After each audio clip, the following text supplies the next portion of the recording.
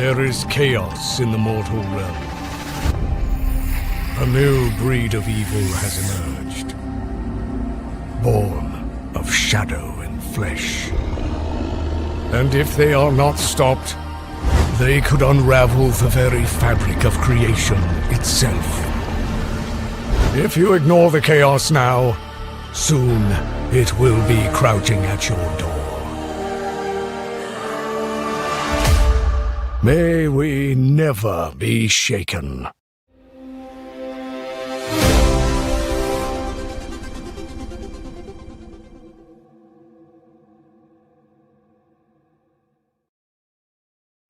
Yo, what's up, everybody? Welcome back to another episode of Rip The Silverback. This is episode 102. We had a week off last week. We were at MegaCon, and everybody's getting recovered. It's been a long one. It was amazing. By the way, everybody that came through showed a lot of love. We had a lot of people on the Represent side that were there. Obviously, the Gabriel team was there. We also had our homies from the Gabriel and the Guardians team, like Zachary Levi, that were there as well. So it was just an all around, just absolutely fantastic time. And yeah, I thank you all so much for the continued support there, and we hope to see you again at one of the next ones. But I am joined by, of course, my co-host as Silverback himself. Man, what's going on, Doc? Good. Probably just stopping me from saying something to Russell T. Davis, which might cause some feathers to flap. So I don't know. Maybe I'll still type it back to him on Twitter, you know? Oh, man, our ass is always in some peculiar situations. Oh, dude, do you know what? This is what, I'll tell you, this is what he said, right?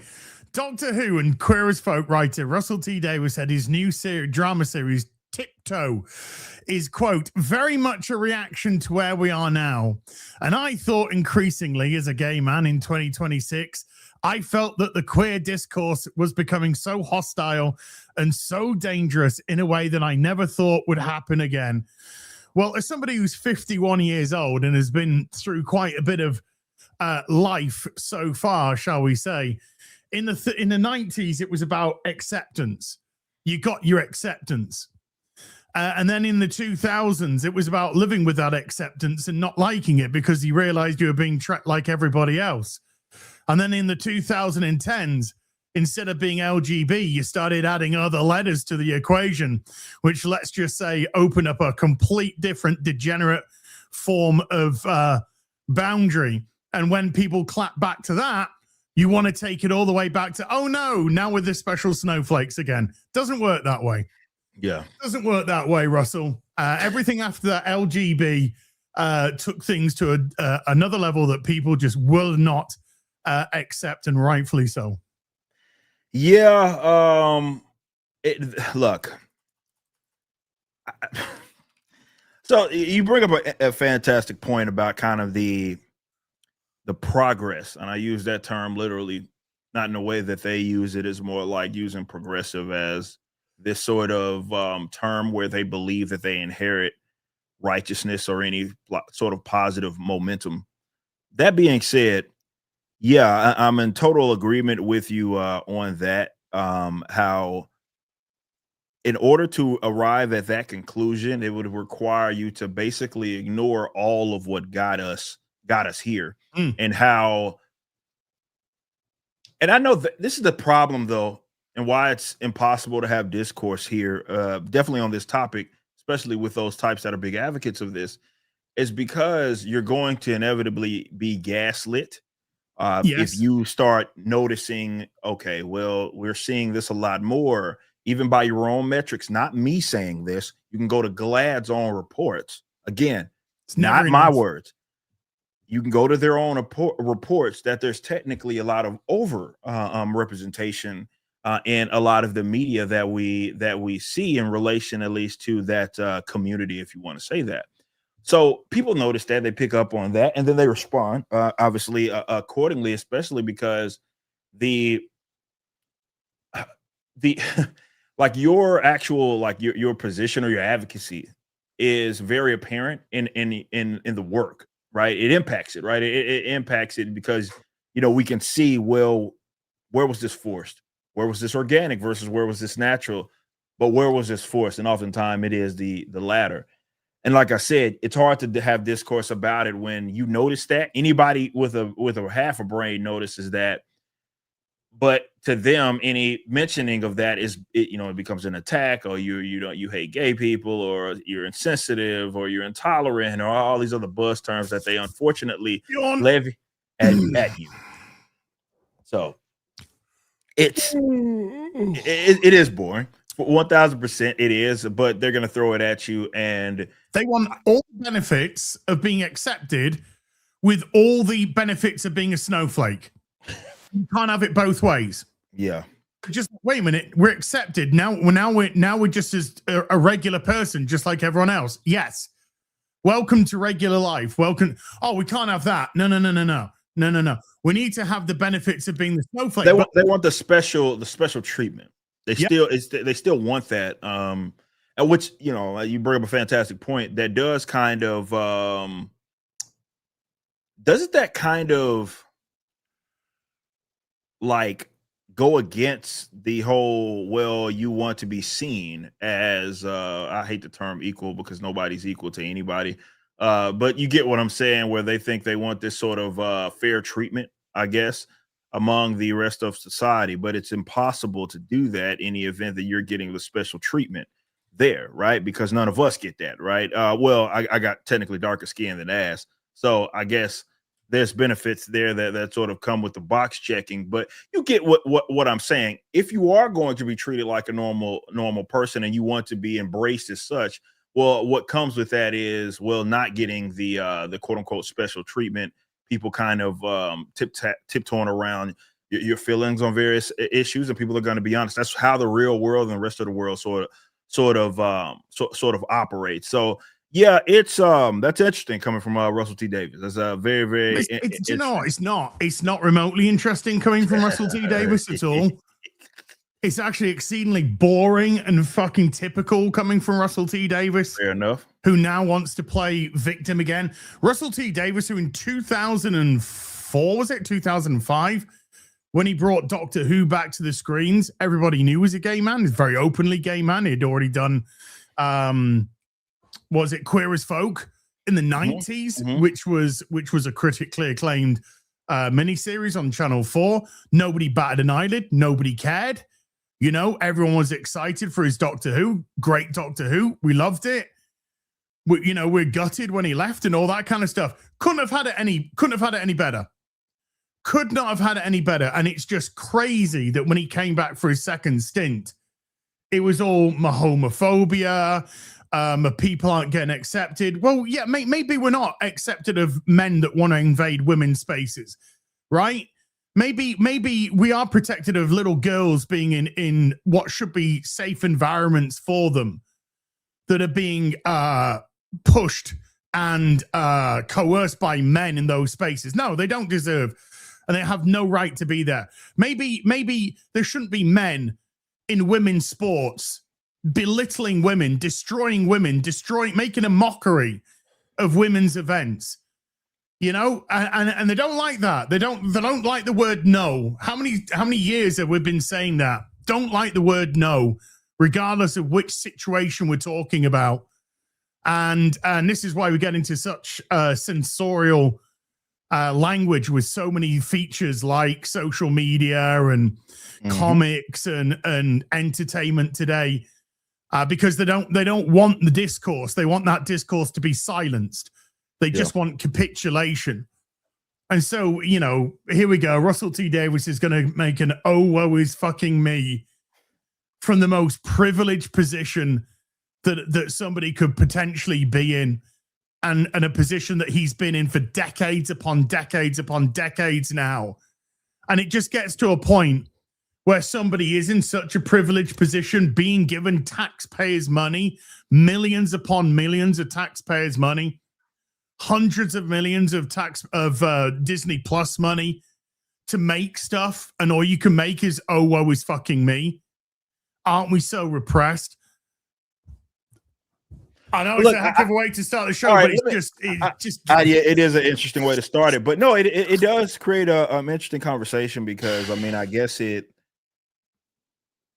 and I don't have an answer. This is more of a not sarcastic, rhetorical, I guess. But what exactly does that look like in a world according to, I know we can say it's never enough, but if we're going by objective metrics here, if we could be, what does it look like in a world, especially an entertainment landscape, where that community specifically is treated fairly by their own standards? Like what does that look like? Well, let me because I very much doubt you watched the last season of Doctor Who.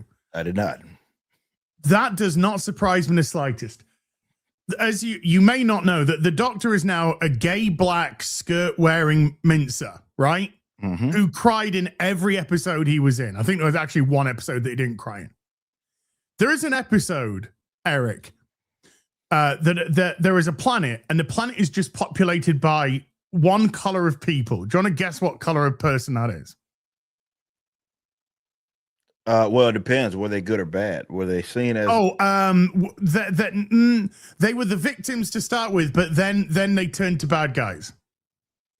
Well, if the whole point is to see them as victims, I'd assume that they have darker skin. But by the end, they were the bad guys. If they're the bad guys, then they're going to have fair skin. Okay, so this is a planet of white people, right? And this planet of white people are living with like visors over them, and they've got their own sort of like internet link, so they kind of get told where to go and what to do and all this kind of stuff. And what they don't see in this world is there's these big slug creatures, and these big slug creatures are eating the people, right? Because they're too blinkered. They're too blinkered by their devices. Do you get it? They're too blinkered by their devices to see the world around them.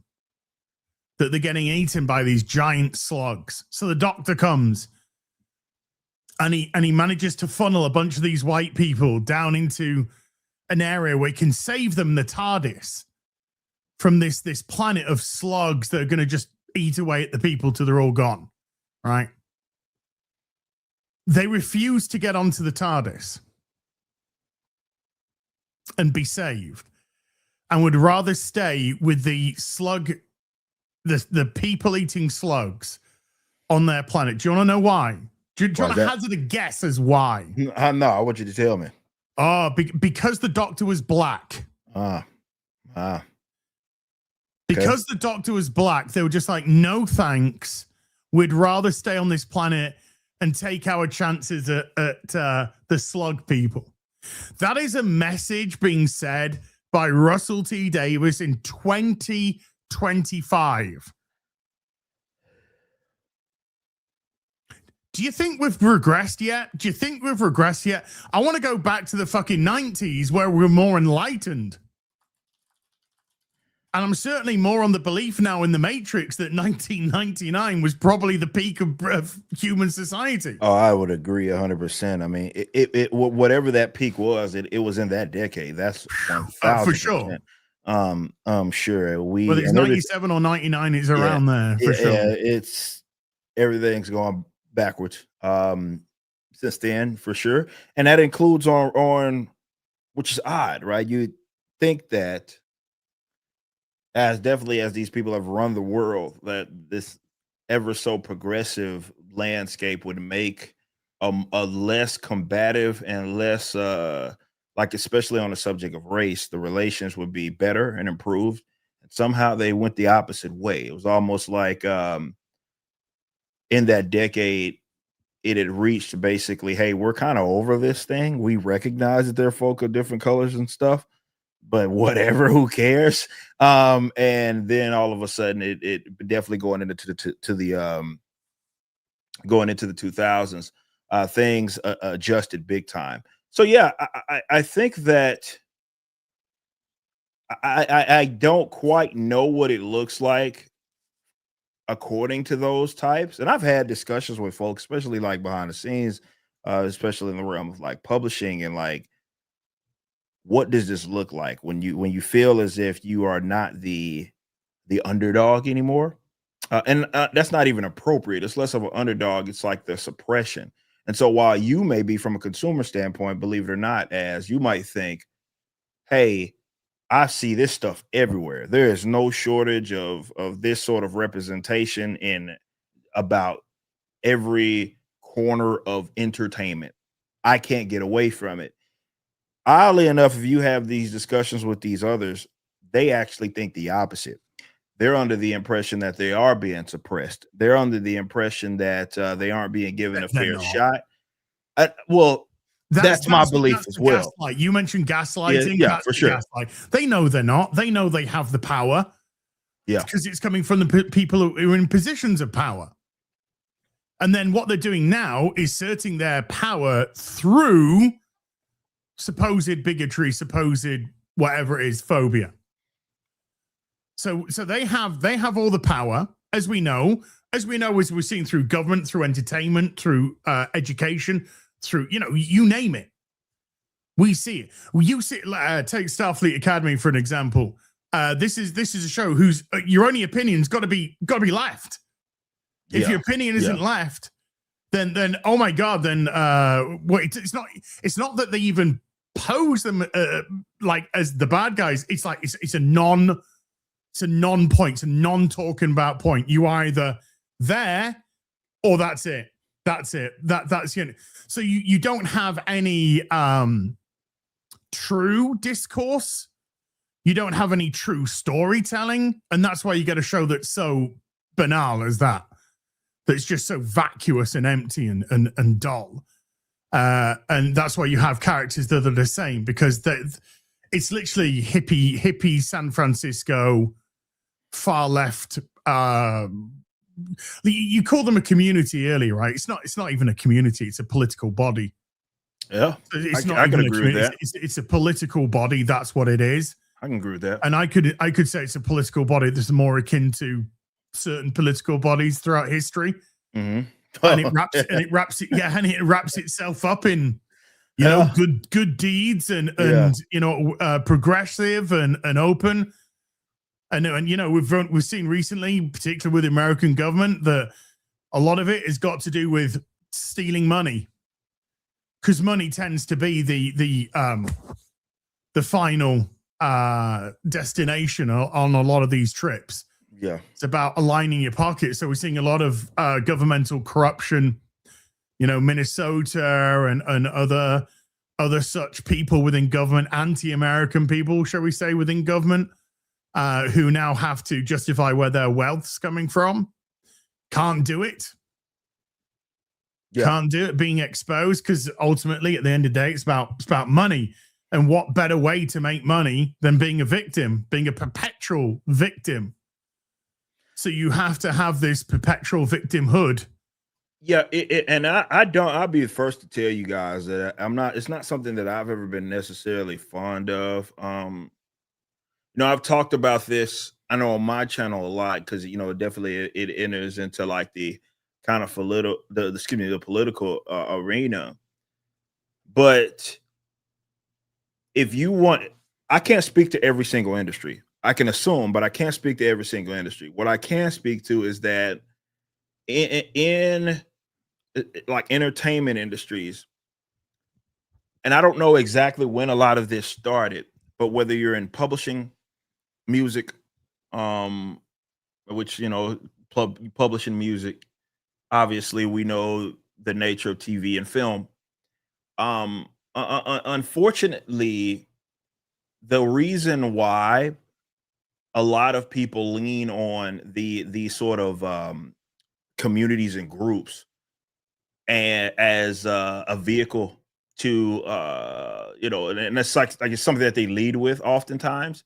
It's because there is preferential treatment embedded in the and again, it's not not all the time is it as front facing as like an award. Sometimes it's just preferential treatment often comes with stipends. Yes. Yeah. That's why. Often comes with stipends, often comes with not loans. What's the word I'm looking for? Grants. Yeah. Comes with grants and stipends. That's why.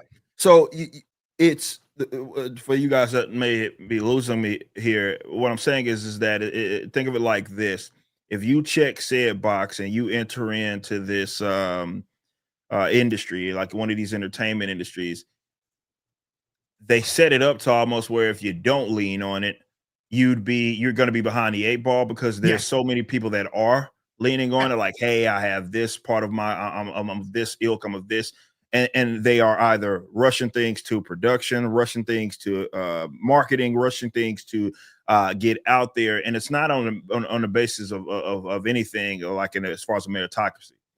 Not at all. It has nothing to do with that. It has more to do with, okay, well, you check this box, you qualify for this thing because we have this system in place that moves you to the front of the line, essentially.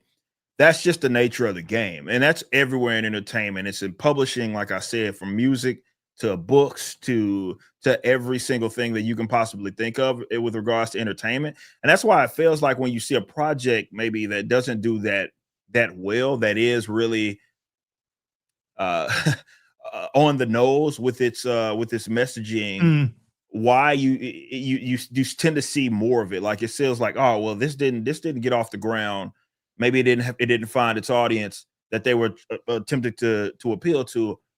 That means that they're going to do a less mainstream audience for a niche product. You can't. Well, logically, no, unless that's it's the bottom. Something that's utterly spectacular. Yeah, well, sure, for sure. Like, but even then, it's for them again. You have to look at the process, how these things selected, how they published, how they green lit, how do they decide who gets the funding, all that. You got to look at it at that level.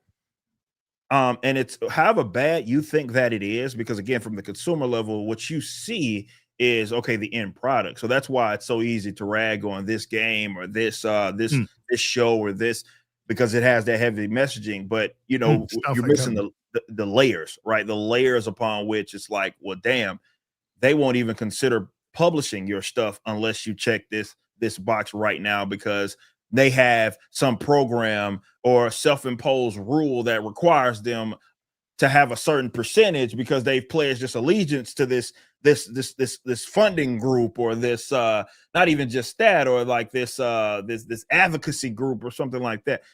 Man, it is so entrenched in basically every single form of entertainment. And that's why even though you feel or you see something that doesn't necessarily get off the ground, you're like, man, there's got to be a reversal, right? There's got to be like, okay, well, they've done something that didn't work.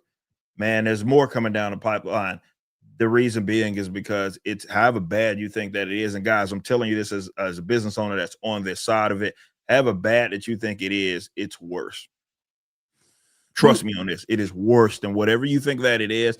It is worse. It is not a place where, hey, I have a solid idea. Here's the idea. Let's make something. It's not that kind of world right now. It hasn't been for some time. I don't know if confused is the right word to use here. Maybe cynical. I think they're kind of giving out the most basest of messages that they know people can't get on board with. For example, you want to make a niche series about being gay, queer as folk in the 90s, right? It was put on Channel 4 in the UK, which is a channel which is not watched by that many, you know, it's a niche channel. It was put out there. It had political, critical acclaim. And it told a story that, you know, people who kind of live that lifestyle could relate to. And it hit like a niche audience, right? When you're hitting a niche audience, you're never going to attract the mainstream, because the mainstream doesn't connect to that, right? I'm a straight guy. You're a straight guy. You know, the message is gay. Well, how does that affect us? What does that mean to us? Nothing. It doesn't. I'm not going to go, well, do you know what? I'm suddenly going to change my lifestyle. I'm going to suddenly start jumping into bed with women. No, that's not how things happen. So exactly what message are you trying to do? So because they can't do it in the niche, this is why they come to the mainstream now, and they're trying to force it into the mainstream. because the mainstream is where the audience is, the vast majority of the audience is. But when you're still saying the same message, like with Star Trek Academy, hey, look, there's a Klingon walking around, a male Klingon, a gay male Klingon walking around in a skirt for a lot of the time. Most mainstream audiences, quite understandably, are going to be like, what the fuck is this? How are we meant to, inverted commas, accept that? Why would we accept that? Because to accept it, you have to look around at the rest of the character. And what is the rest of the character like? Is he a big, strong, like masculine Klingon? And he kind of goes around like this, but he's like, I am what? No, he's an effeminate, mincing Klingon that doesn't like violence and doesn't want to help his own species procreate, even though they're on the verge of extinction. So the character is actually a piece of shit, a very selfish, entitled piece of shit. So you've got the messaging of accept gaydom, accept gaydom, allow them to wear what they want, allow them men to be effeminate and all this. By the way, he's a fucking cunt. You're giving massive mixed messages there with what you're trying to push forward. So normal people are going to be like, fuck him. This guy's selfish, self-centered, entitled, has left his own people to die so that he can chase after his own desires.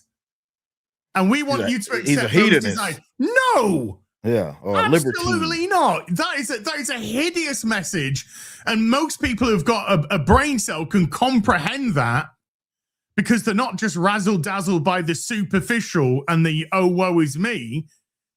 No, not at all. So this is why these mainstream franchises, Star Wars, Star Trek, Doctor Who, etc., keep on going, are all dying because you're trying to force the messaging within them when the messaging itself you're trying to give out is actually completely fucked.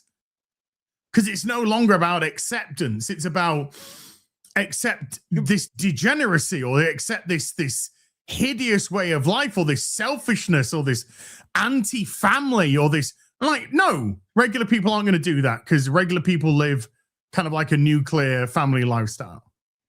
You bring up a point, and I haven't really just thought all of this through, but upon looking at this again, and or rather thinking about that from that perspective, I think a big reason why you kind of end up like that, you end up with either a shallow or a unlikable or unfamiliar, let's say, to the regular audience, is like types of characters or storylines, arcs, shows, generally speaking. Again, a lot of that has to do with what I was talking about earlier. If the requirement, and for you guys that may have missed out on this, if the requirement for the studio to co-sign it, to fund it, to send it through so that it can even be considered for casting, developed, anything, if the requirements aren't based on, hey, this got screened by some guys, random audiences, and they actually enjoyed it, there's a economical trend here that lends itself towards this type of story or IP. If that's not a part of, okay, we will consider it, like that's not part of the conversation of to consider it. Instead, it's what boxes can we check? And I say that, and everybody that's worked in publishing or like definitely worked in TV, exactly I'm correct. Doesn't matter whether you agree or disagree with it. I'm just telling you from factual, just look at it from a human nature perspective, right? This is what the great Ludwig von Mises would talk about, human action, and how every single individual, no matter how altruistic that they think that they are, everybody operates based upon their own sort of self-interest, right? And so you have to, they operate on these incentives, okay? It's what they can get out of it. Walter Williams would talk about this. If you know the great Walter E. Williams, he would talk about how, hey, there were potato farmers in Idaho, and they wanted to make some money, and they went to New York, and they would sell them to New Yorkers. And it wasn't because they cared if New Yorkers got fed or anything. It had nothing to do with it. It was more, well, there's a market for it, right? Yeah, so can they pay for? Yeah, they can pay for it, and you know, everybody benefited from it. They got the cash. The New Yorkers got the potatoes, so they were able to eat and such. But if we're basing this entertainment kind of landscape, if we're basing that first upon, like the first to get you in the door is what box can we check, then naturally, what incentive do you have to build that character, like you were talking about, where it's like, okay, the box to be checked is the franchise box. Well, that's what they're relying on. When the first box is Star Wars or Star Trek or Doctor Who, they're relying on the brand name to get them through the door first. Well, yeah, that's okay. Yeah, concede that point for sure, because that goes to, well, what we were talking about earlier. The niche audience will not give that the time of day, or that general concept the time of day, if it's tied to an unfamiliar franchise or a new IP or something like that. This is why they really, really like to bring up the dinosaurs, if you will, because at least you will give it the time of day and put it in like, consider it if it has that name recognition on it. But as a writer or creative team or producer, executive producer, whatever, what incentive do you have to focus on, like, that element, if on the front end of the like, okay, we're going to send this project through, or we're trying to determine the primary determinant has nothing to do with, and in fact, in publishing, what you'll notice is that, unfortunately, and you've heard people talk about this, but when we if you're looking at, like, especially like distribution, I keep using the term publishing, especially like when you start getting in the weeds of who is going to platform, like whether it be a TV or film, who is going to platform this this product or whatever. A lot of that has to do with what box that you check, right? And that's the first thing. That's the first thing they're determining. Oftentimes, you'll see projects get rejected, even because they don't check a particular box, right? Or it's like, well, we'll send it through, but it needs to have this, and that. So there's core elements of it changed. And I've talked with plenty of people that are in the industry, and that's been their experience, especially when they are like, they're coming up with these original ideas, and they'll admit to them like, hey, I have this awesome idea, and they'll agree with it. This is also an idea, but we noticed that your protagonist was a white male. What if we changed them to a Bangladesh, female or something like, it's that type of thing that goes on. So it's to the point to where it'll go through those fundamental changes. And if there is, and then push it to a Western audience that's predominantly a completely different demographic. Yeah, and then it's supposed to, at that point, it's not going to pass the smell test. Well, I guess it initially will, but once the general audience that gets a hold of it, they find it uninteresting. And I think that's what you see with a lot of these mainstream properties, unfortunately, where, again, the process of creating said thing first started with box checking rather than actually creating something that was going to have this awesome appeal to people. So even if you did, let's say, check this box, the character was interesting. At least you don't get that. When has box ticking ever worked? It never does. As a rule of thumb, as a general concept, no, it doesn't work. It never has. Work. You may see things that, like, okay, well, this thing has a black character and is also good, but it's not good because the character's black. If that makes everything's sense. Good because the character's good, not right. the color of the character's skin or the gender of the character themselves. Also, the character's got to fit into that world. It's got to fit into whatever situation is going on. Captain Black American Falcon Man, right? For an example, they had Captain Israel, and she was what, 4'1", 4'1" and about 70 pounds, and we're seeing her kick dudes around. And you're just like, no, your brain's just going, no, this is fucking dumb. This is stupid. But you won't, or you'll very rarely get people in a situation that will show her just getting fucking thrown around and beaten to shit. Because they'd be like, we can't do that to a woman. Because they put all these constrained rules on themselves. Which was not always the case. You can watch old episodes of Batman, the animated series. He was putting hands on chicks, like if they were villains, like he's like, hands. You're getting smacked, man. Yeah, like Mask of the Phantasm, ends up fighting it against Andrea and everything. Yeah. But these are constraints that they put on themselves, and a lot of it is due to their ideological politics. Yeah. We must be showing women as strong as men.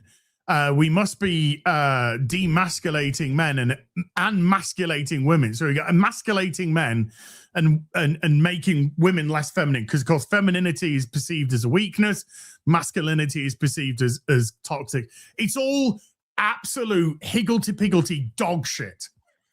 That's why when something like, let's just say, Reacher comes along and you've actually got a big masculine man doing masculine shit, people are like, yeah. Or the one with Chris, what's his name from Guardians of the Galaxy? Chris Pratt, the one with Chris Pratt on Amazon as well. Mm-hmm. And you're seeing men actually doing masculine things. And he's seeing things with a little bit more realism. Then your brain's just like, I get it. That's why when something comes along like a Squid Game or something else from either Japan or Korea or even China or something that very much understands gender roles and the specificity, I said it, of how a man and a woman could react and would be received in certain situations. We get that. But we're in an industry in Hollywood that wants you to believe that up is down and down is up and left is right and right is left. And it's saying believe. And because we're not accepting it, because our brains are not accepting it, because it doesn't make any sense. Of course, there's always a suspension of disbelief with certain stuff, particularly when it's superhero stuff. Of course. Of course, I can believe that a superhero female that has the strength of Superman's going to smash people apart and rip into things. But when you're trying to deal with regular people, it's just like it becomes tiresome. Absolutely tiresome.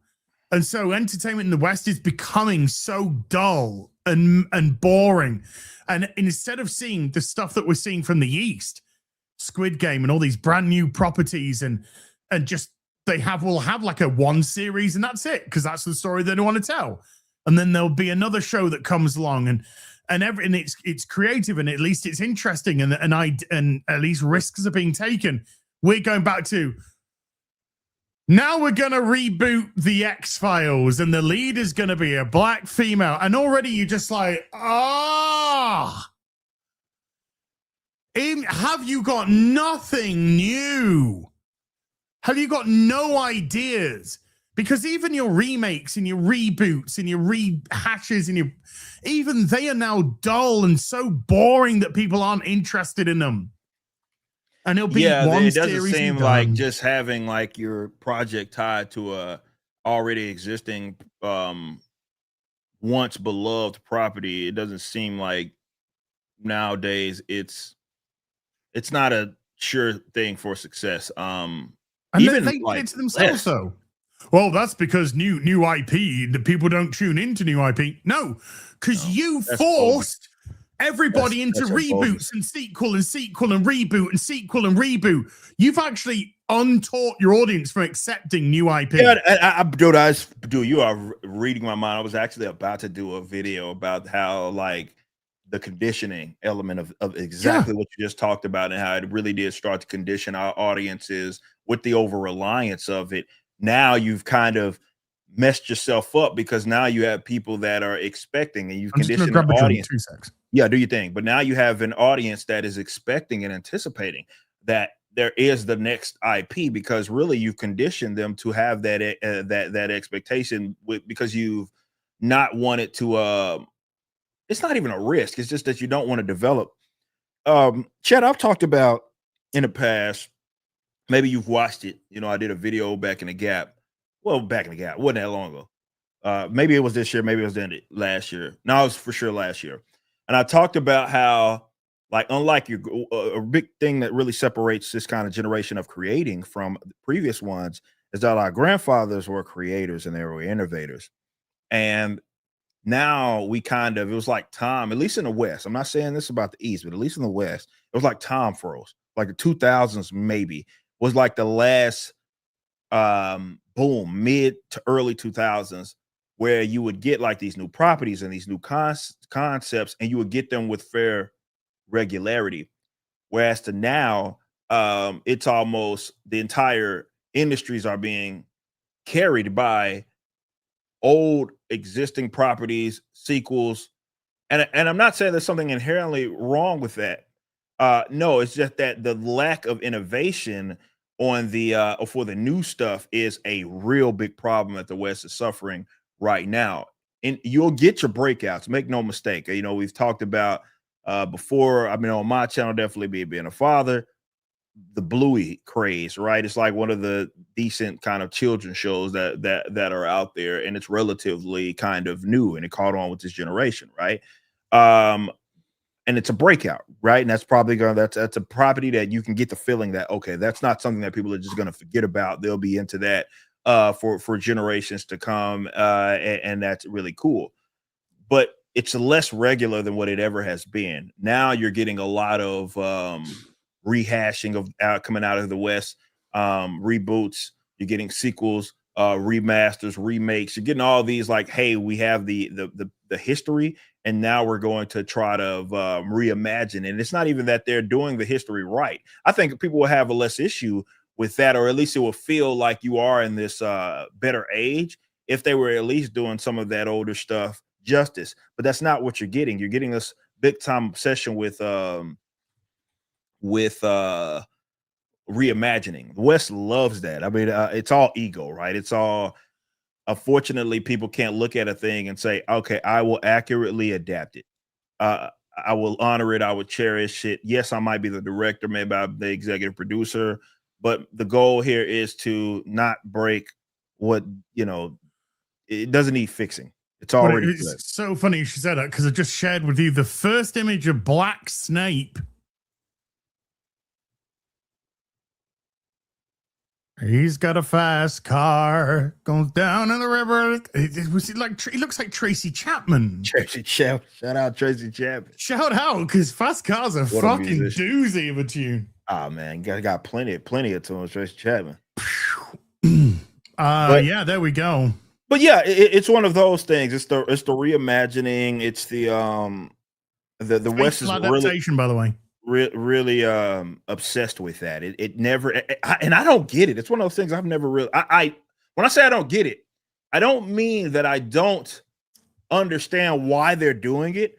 I'm saying that it does. Like you would see a lot more success or favorability, at least, even if it's not the best movie in the world, if you at least gave it a shot in trying to say, hey man, we just want to accurately depict this property that a lot of people, it has a baked in audience already. It's already there. We don't need to overwork ourselves.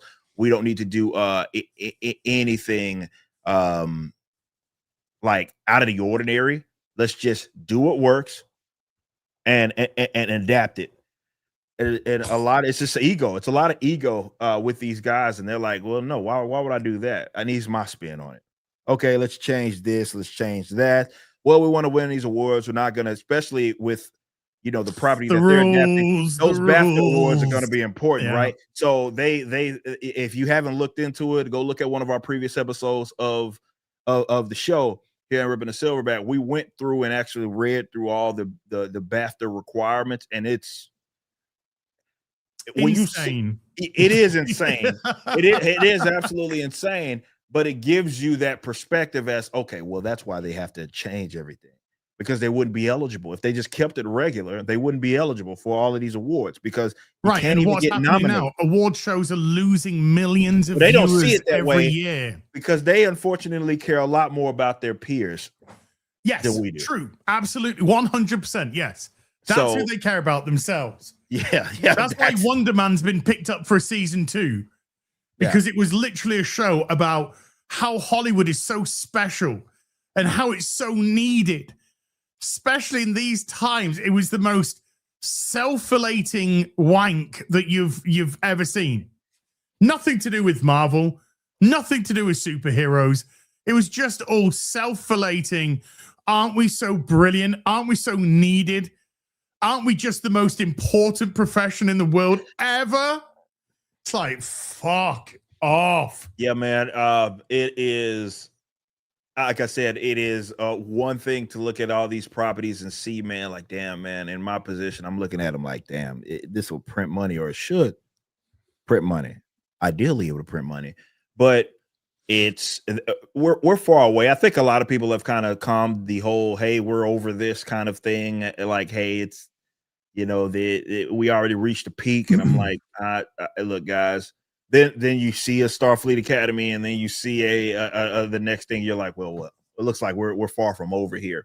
But I'd be lying to you if I said that it's unfortunate that the West isn't as because definitely American culture and you could probably speak to this, being based out of the UK.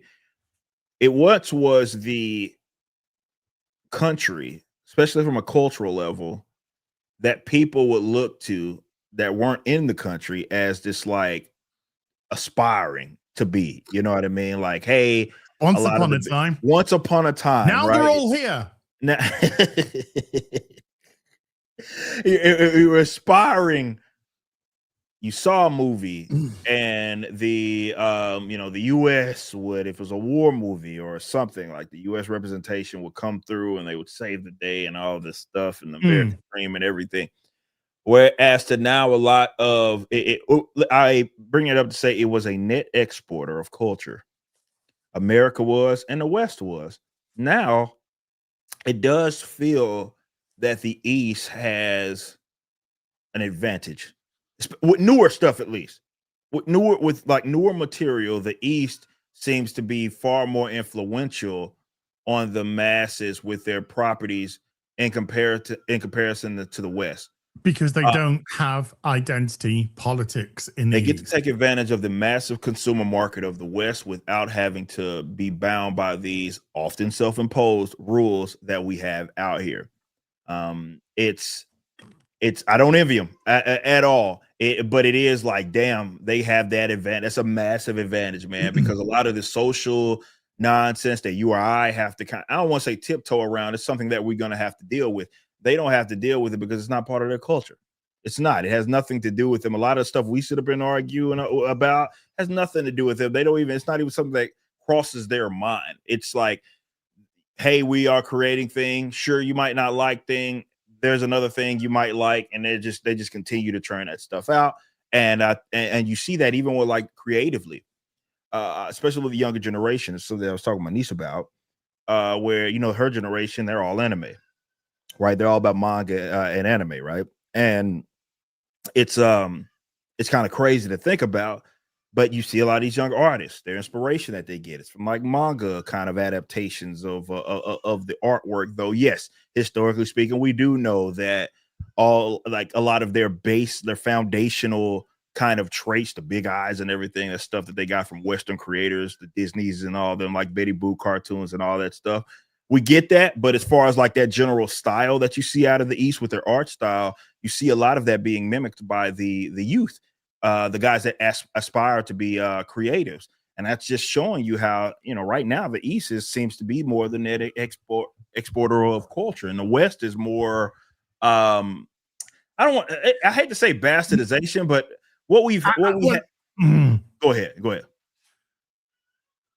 I'm gonna tiptoe around this, okay? Because in the UK I can get arrested, but let's just say there are more stringent rules on certain things which are being in our Western society praised and pushed as an ideology that in the East is absolutely not tolerated, and in some cases it's certainly not normalized. That's one thing. Well, a lot of it's criminalized. Yeah, well, and if you go that East, yes, absolutely. A lot of it is actually criminalized. So yes, you're not wrong. You are not wrong at all. No, you're not wrong. So we're talking very different perspectives, and we're talking about a small cross section in the West as well. It's the small cross section with the power. It goes back to the old Russell T Davis. It's the oh woe is me while we have all the power. While you have all the power, why there's no shortage of that at all, and you're gonna get preferential treatment, but still you're somehow this oppressed group. So right? we gotta have a we gotta exist in a world where let's set this in the 1890s, but somehow in the 1890s there's a fully out and proud and accepted gay couple, you start running into issues where historically your shows don't even make sense, but it goes back to the self-imposed rules. They can adapt that because if they're going to be look, you guys should have known that how bad it was going to be when they started like doing these swaps for actual historical figures, like not like fiction. We're talking actual people that existed and everybody knows, and now all of a sudden they are darker and skin like Anne Boleyn, Cleopatra, that Viking king that was not just race changed but gender changed as well. All these things that are just there to fit into what ideology? You think fucking black women are gonna see a fucking Viking queen and just be like, this is inspiring me to be this, that, and the other? No, they're gonna go down to the local takeaway and they're gonna start anyway. Can't say anything. I just gotta move on from that. Look, it's not something that I think again, if you guys want to know how bad it is, or just think about how bad you think that it is, and times it by like 10, because it's in the roots, bro. And that's why it's so hard to really get rid of, because the practices incentivize, or rather it does not incentivize just making really solid entertainment. It's not about that. It's first about they may consider that later, but first and foremost, it's about what box can we check, and it should be just until that sort of methodology changes. You're going to get the same thing. You're going to get the same thing. Bottom line. Why slit your throat? I'll tell you what. It's like they're going into these things, right? We're going to do this. We're going to take Harry Potter. We're going to take one of the biggest franchises on the planet today, and then we're going to come out and say we're making a faithful adaptation of the TV series. People are just like, whoa, fantastic. People like me were just like, I don't know Harry Potter. This is a great opportunity for me to kind of get into Harry Potter.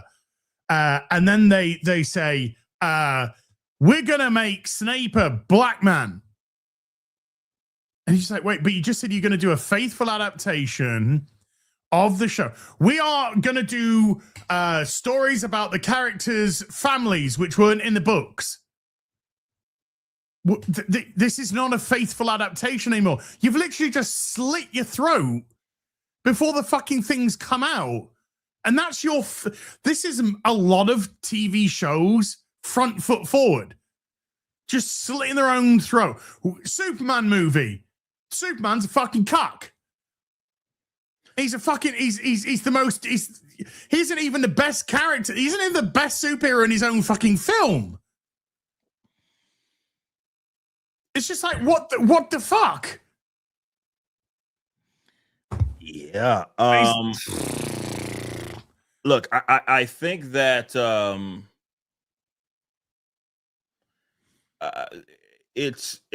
look, logically, you're totally correct. It doesn't make sense. Why would you do it? Why would you set yourself up for failure?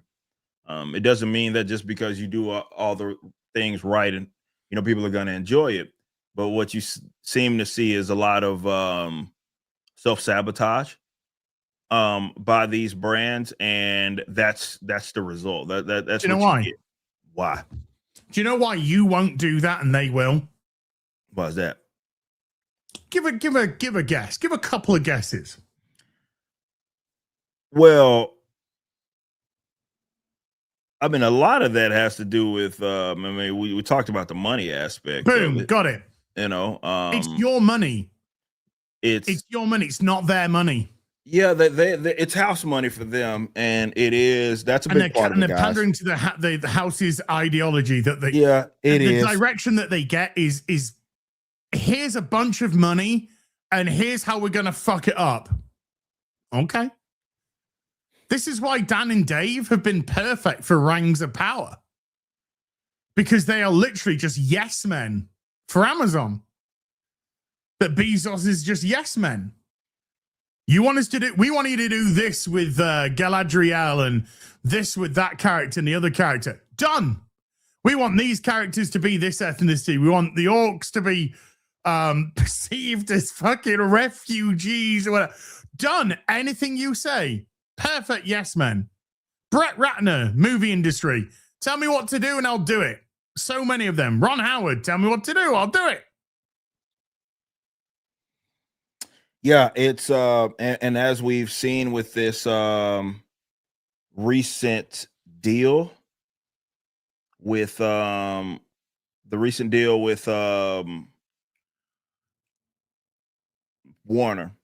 and Paramount, and Paramount, you really do see how it's a game that they play that I don't and nobody else does. When you look at them damn balance sheets, man, I did a video kind of going through the financials, and I'm sitting here and I saw all the banks that were like kind of throwing up money, and I'm like, okay, let me get this straight. So they get to go an entire like they go years, quarters, where they have net income loss, and they still get the money because the banks are tied to the company. They so still get the money. Happy for them to stay in debt. They get that, and I'm like, man, I know small business owners that have like freaking air conditioned companies and or something like HVAC companies or something like that, and it was a down year or something, and they went to the government, try to get it, or not to the government, to the banks, and they've been positive for 10 years, man. But the past tax return that they had was they had a negative, a net income loss, and they get denied like it's going out of style. And then I watch these massive ass companies lose money by obviously about $1 billion, sometimes billions, depending on what way you look at it. And it's like, oh, you need how much? How many billions? $80 billion to get this over the finish line? We got you.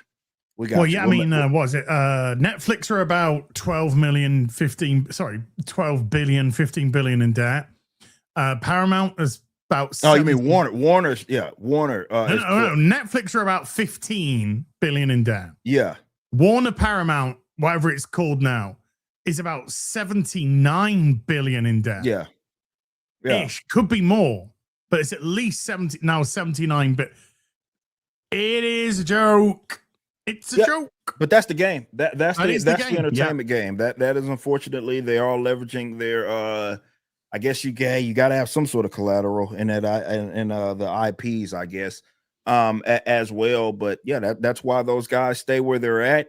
And it is an unfortunate reality. A lot of the Western economic landscape has nothing to do with, hey, you put out thing and you are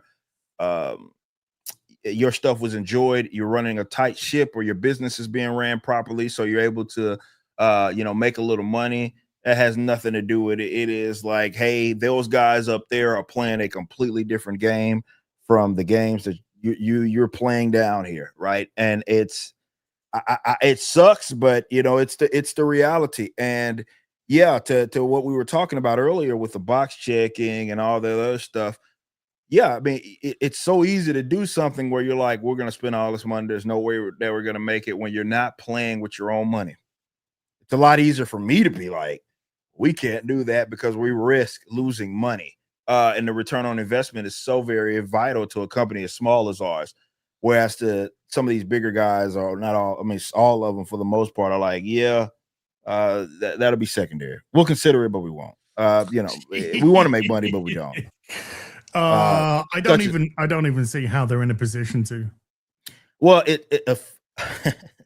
they're in a, like I said, it's a different game. It's a different game. Don't take my word for anything. I would love for you guys to, if you're watching this, just go look, definitely, because they're public companies, like publicly traded companies. So it's very easy to find some of their reported numbers. I think it might have been the quarter, like the last quarter prior to the deal even like reaching anything. The last quarter, Paramount had like a net income loss of like, I don't know how many millions it was, like hundreds of millions of dollars. And it's all good. You need this to make this merger go through 80-90 billion dollars, however much it is. We got you. We'll cover so how many years is it until Netflix buys Paramount, Warner Paramount, whatever, 2, 3? Yeah, apparently. Well, I mean, we'll see what happens. I think what we will see is it is going to be a Detatron of some of those studios trying to save like their status quo, because Netflix obviously kind of exists outside of it with like how they produce their movies and everything, and they are the one company that has been able to have profitable years, especially with streaming. And so that was the big scare, right? The big scare was not for me, but the big scare for a lot of people were, well, the cinemas are going to end, and physical media is going to end if Netflix gets it. But the deal got so egregious to where even Netflix was like, yeah, we can't in good faith take on all of this, because they were asking for, because what Paramount was willing to give, they just wouldn't go higher. Netflix was like, nah, even us, we can't do that. Like it makes sense. It doesn't make sense. It doesn't make sense. Yeah. Yeah, literally financially. It's funny, the one profitable company it is the one that said, yeah, we can't do this. But yeah, I do think with like the movies and everything, I think you are going to see some sort of like I say a Megatron just form, and they're going to try to save each other. And I don't know if it'll work. Maybe it does, maybe it doesn't. But I think you're going to see a lot of that, because they are really, really stuck in their ways, and they don't want to make any adjustments. But yeah, I do want to talk about going into hour 2. Fucking hell. I know, right? That was all from the start. That was all because of a tweet by Russell T. Davies. Shout out Russell T. Davies. An hour worth of good convo, man. But I did want to talk about Crimson Desert. Yes. They did announce that 3 million copies worldwide. That was yesterday. 3 million in 5 days. Yeah, so in 5 days. So they're doing solid for themselves. It's been interesting to see the reaction from and how different. I can't speak to everybody else on what they see, but from what I pick up, and this is just me, from what I pick up, there is a specific, like it had a mass appeal to it because of how ambitious it was, how massive the world was. Therefore, you had a lot of people that would maybe more so classify as gaming normies and journalists. Obviously, they were obligated to play it anyway, but were getting into it. And at the front end, because they were giving that a shot, and it didn't seem to be as like friendly, I guess, to that type of gamer, they didn't like it. But everybody that I saw that were like into these types of games, they had generally positive views on it. So it's been intriguing, to say the least, looking at that big differentiator from like, okay, this type of gamer really likes it, this type of gamer, they think they just hate everything about it. What has been your experience with it in the first hour? I've enjoyed it a lot. Yeah, I've enjoyed it, which I figured you would, like, obviously. Well, I mean, not necessarily, obviously, because you just never know with a game, until you try it, until you get into it. Believe you me, there's been plenty of games I've been excited for in the past, and then they've come out and I've been like, but no, Crimson Desert I've had a lot of fun with so far. Yeah, the controls have been a bit knacky, but once you get to grips with them, fine.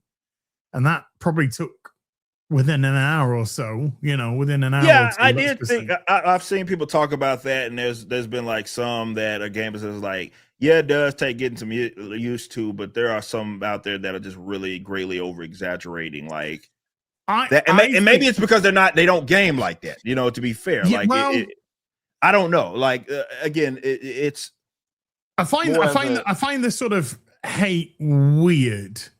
okay. Like it's almost and you think something nefarious going on? Everything, yeah, because everything was kind of going swimmingly, and then they released the footage of them chasing down the thief, the murderer, who's the woman, and punching her in the face, and then suddenly people started freaking out, going, "Oh, this is disgusting! This is disgraceful! This is everything men want!" Blah blah blah blah, and you're just like, well. The person that he's punching is a murderer, and you've got to punch them regardless of whether they're male or female into submission, so you can tie them up and take them into the barracks or whatever for confinement. So it's an equality there because it's men and women that you're smacking in the face after you've tackled them down. Anyway, that's just such a minuscule thing that they want to focus on. I think a lot of this stuff is that they don't play the political ideology game. They don't do any of that sort of stuff. And there's like this weird, bitter sort of portion that just wants the internet portion that just want to derail it. But it's doing great. 3 million in 5 days is great sales for them. Fantastic. That's absolutely fantastic. There's currently 189,500 people playing. That is crazy. Right now. All-time peaked on Sunday, a couple of days ago, at nearly 250 million. And just to give some sort of perspective, 250,000. You said million. I was like, wait a minute. 250,000. Yeah. 250,000. And just to give you some perspective, Marathon, for example, on Steam peaked at 88 million. There's currently 28 million people. 28 million. I keep saying million. 88,000. And because we're talking about sales numbers. And it's currently got 28,000 in-game at the moment, which has been on a very steady decline since release. It only peaks up at the Sunday weekends.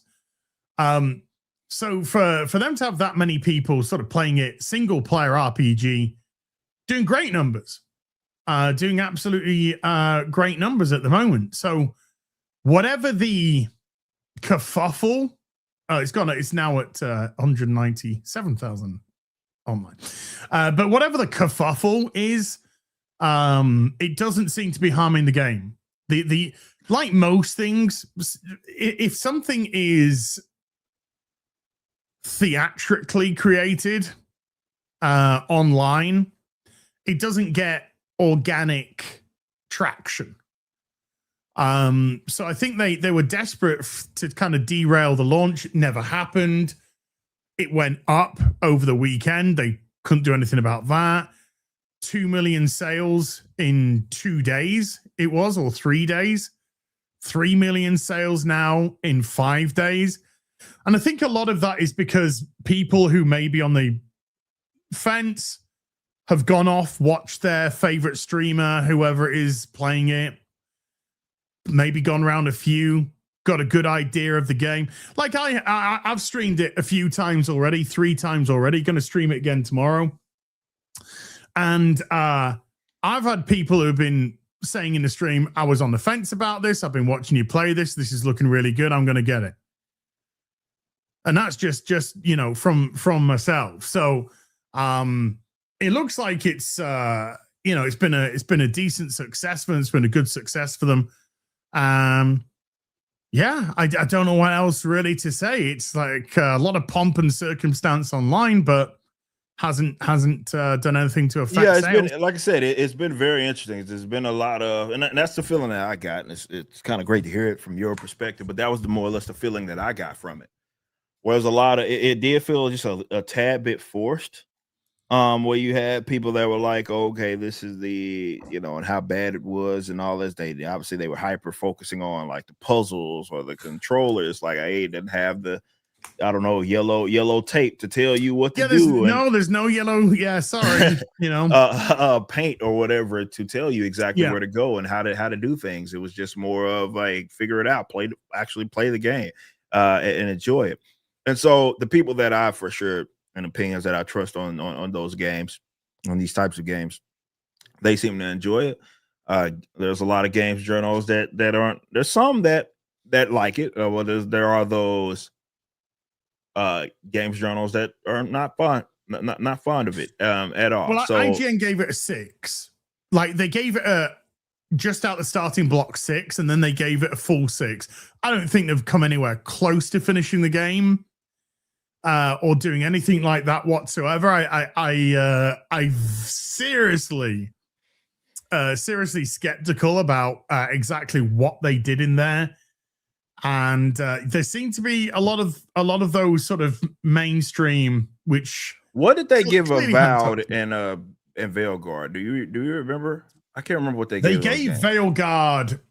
Was it a 7? It's 9, a 7 or a 9? No, I bet no 9. Hold on, Veilguard. And that was, like I said, that was a game that I actually played. There's no way that. Yes, they gave IGN gave Veilguard a 9 out of 10. No way, bro. Way, bro.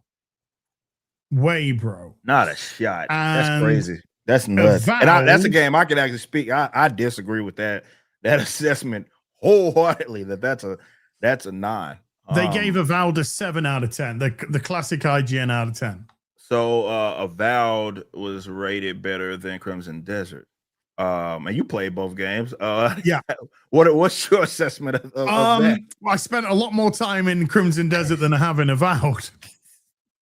Avowed had some nice graphics, and I do take it back. I did play Avowed. The combat wasn't bad, but the NPC, the storytelling, the characters were absolute dog shit. Like, horrendous beyond any comparison whatsoever. I had a fucking gay fish man with me for some reason. There was this just fish guy. I'll be your partner, come along and help you out. By the way, I love sucking me some cock. What? Why did I need to know that, dude? Why? That is the weirdest shit that you could fucking say when you introduce yourself to somebody. I'm kind of more into the hello, how you doing? You doing okay? But we're living in the world of, the most important thing is announcing where you stick your bits and pieces. And so that was just like fucking ridiculous. The characters looked hideous. The character models looked absolutely horrendous. The different races and whatnot. Yeah, that was. Nobody's told me where they want to stick it in Crimson Desert. Yeah, nobody said, hi, my name's Jeremy or Dan. Just a couple of names which spring to mind. I love it up the pooper. Sorry, I'm literally here to buy eggs. That's I just want to buy some eggs. Oh man, but yeah, it's been interesting seeing the people that and how folks talked about it. But yeah, to your point, it does seem like most people that are talking about it have been it's been mostly positive. And people love it, and that's, to me, that's obviously necessary. A lot of folks are highlighting like the just sheer scale of the game, and the obviously the various things that you can do, but just the sheer scale, and people are finding cool things about it. I haven't even touched fucking shit. I ain't touched the head of the pin, man. Yeah, that's cool, and I love that. Absolutely gignormous. Yeah, I love that. I love everything about that. So it's awesome. And yeah, I mean, obviously looking at how the numbers are, they're able to sustain themselves. It does seem that they had a hit on their hand. And I'm glad that you got that. Like, you got kind of a big experience like that is ambitious. Obviously they spent money on the game, and they're loving it and they're enjoying it. To me, that's what it's about there. So big shout out to everybody that's out there enjoying Crimson Desert out there. I have seen some people struggling on some. The first image of Harry meeting Snape. Jesus Christ, that is bang out of order. Amazon, come on now. They won't do it. They ain't got Amazon. They ain't got the guts. They ain't got the guts, dude. No.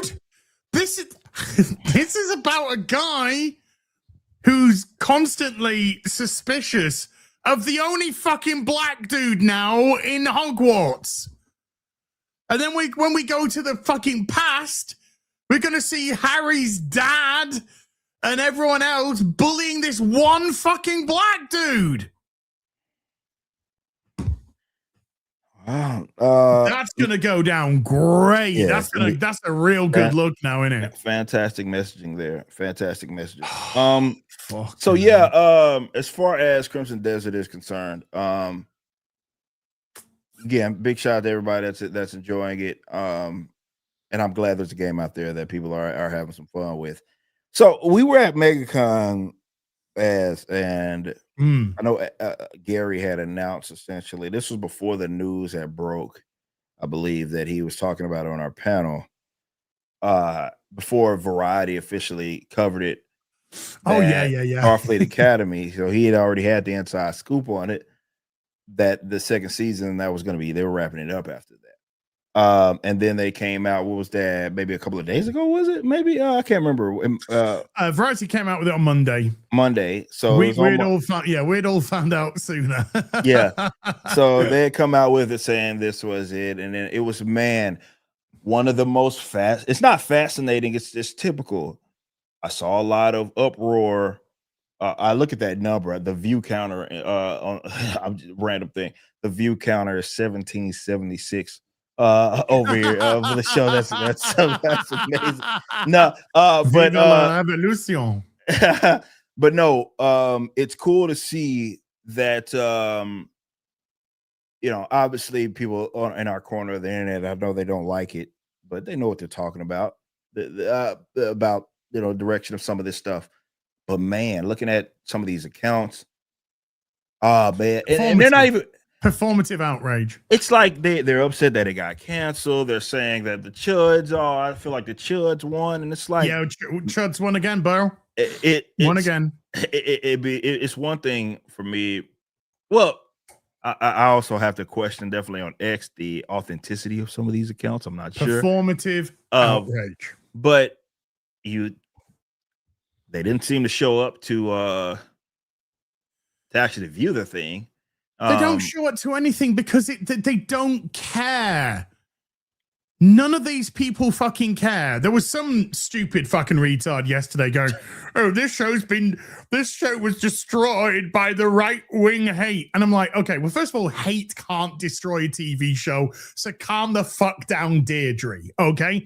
Second of all, let's just say, for argument's sake, that the right wingers, which of course is anything right of them, of Stalin, basically, yeah, everything right of Stalin is, everything left is right of Stalin is fucking right wingers to them. So let's just say the right wingers didn't turn up to watch it because it's not for them, and based off the fact that there was, I counted at least 11 gay characters in the show that portrayed us to have 2 or 3 heterosexual characters. So that was the straight versus gay count, a little bit skewed in one direction. And they're all fucking horrible people, by the way. I just want to say that, FYI. But let's just say that the right didn't turn up to watch. Where's the left viewership then? Where's this stunning and brave, leftist, so good, so amazing, so beautiful, so accepting, so loving? Where is this audience? Because if the right don't turn up and the left do, then if it's divisive, then you'll have a viewership, won't you? But because you haven't got a viewership, do you know what that means? Nobody fucking liked it. Nobody gave a fucking shit because it was a pile of fucking crap. That's what it means. And there was plenty of leftists that you saw on social media that were just going, I align left, or I'm a leftist, and I find this show like impossible to watch. It's because it was, I don't even know what it is. If you ask me what was it, I don't know, Eric. It had nothing to do with Starfleet Academy whatsoever. Had nothing to do with these young students growing and learning whatsoever. All I seemed to get was a lot of people shouting about Trump, or shouting that they're gay, or that hey, here's a Klingon mincing around in a fucking dress, isn't he? Or here's a retarded fucking hologram that is literally makes you want to fucking punch the shit out of it. But was it anything to do with Star Trek? No. Was there any science behind it? No. Was there any science fiction behind it? No. Was there any characterization behind it? No. Was there any growth? No. There was nothing. Absolutely nothing in this show. None of the characters grew. None of them had a personality. The overarching story was a pile of fucking wank. None of it made any fucking sense. There were mistakes all over the place. They don't know the size of fucking space. They don't know how to travel. They didn't know about warp. This whole burn business is an absolute joke.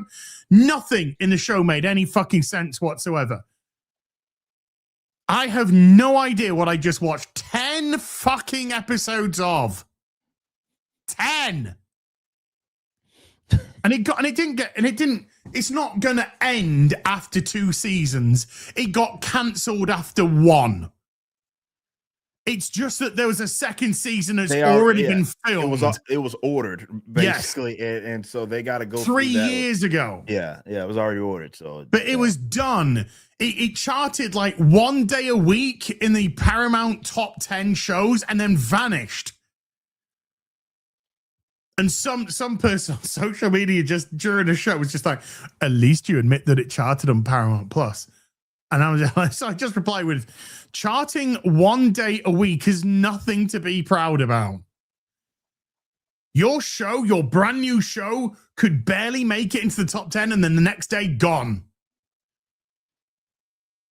And when it came to the finale top 1 day gone.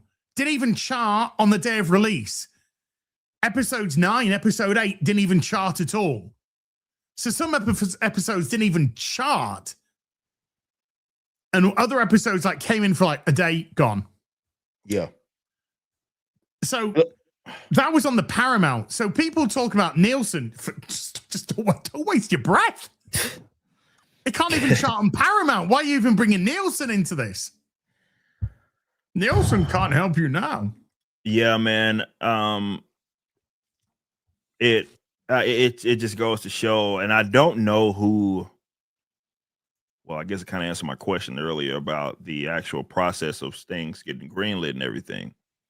But let's assume that you work in like marketing, or you work in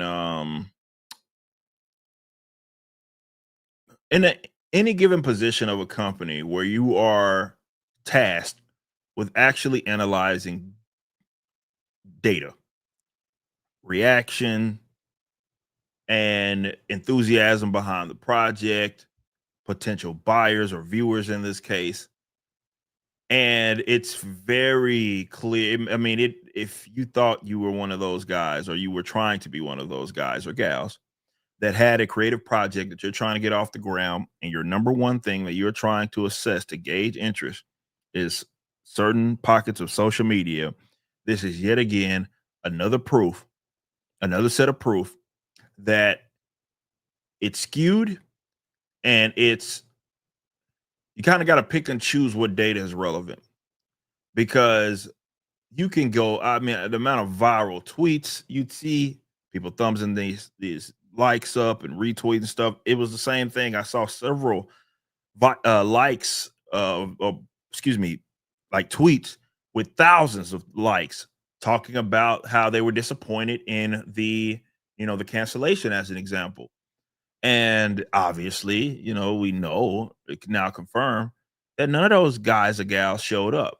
So I do wonder when it will, if at all, kick in to where people say, okay, social media can be a very useful tool.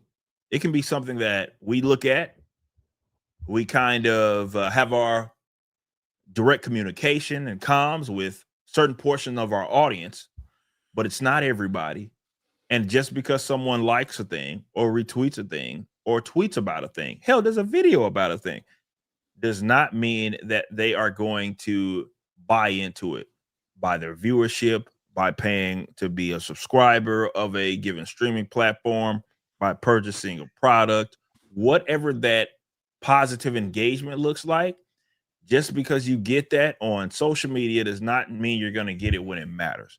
And there's a whole heap of creative professionals that have not figured that out yet. They have not been able to do it. They have not been able to figure that out. They think, and look, that again, definitely being on this side of things, you know, in the like this side of things with like the I own a publishing company. I don't know if you knew that. But had a feeling. Yeah. But being on this side of things and you know, hearing about, you know, speaking with other creators and even publishers and just seeing how much that they how much they like value that sort of engagement and interaction on, hey, this post got likes, this post got thumbs up, this post got this, it's that, all bollocks, it's all fake, so but it they doesn't think matter. it's real, ass. Yeah. They think it's real, and it's not more importantly a personality. Well, certainly there's no substitute for that. No. But they think that there's a lot of creative professionals that actually strive for that because they think that they will have made it. And I see a lot of people get let down. I hate to see it. A lot of people get let down. But I'm telling you, man, people that are like, oh man, we're gonna be great and we're gonna get all these buys, and then they come out with a thing because they got a like or had a viral post or a cosign, and then it just doesn't get off the ground. It has never happened. Yeah. Like, you know, likes, retweets, whatever on the internet has never. It's not a translation of translated sales. into a business model. It's never translated into one. Yeah, it's not. Unfortunately, it's not they think that. No, it's never going to. Because social media is a dopamine. It's a dopamine pit. It's a crack den. That's all it is, though. It's just a crack den. It's a crack den for there's a trap house for sad little fuckers who need a dopamine hit. I got 15,000 likes on a bit. Fuck it. Actually, to take that right down. I got 5 likes on a fucking tweet. Oh my God, my dopamine's been hit. So holy shit. And then because the algorithm will push you into your corners. Yeah, us included. It's designed to us do that. Included. We're part of it too. We're always surrounded by people that agree with what we say. Yeah, so we'll I'll just put out a ha ha ha ha at something dumb. Boom. It's probably like a couple of thousand likes just on that. Yeah. And it's always the case. The difficult bit is to take like on a YouTube, for example, much more different because you're creating videos or you're streaming and you're legitimately putting a significant portion of yourself out there. And much more so on streaming. If you stream on the regular, like I don't know how many times you stream a week, at least 2.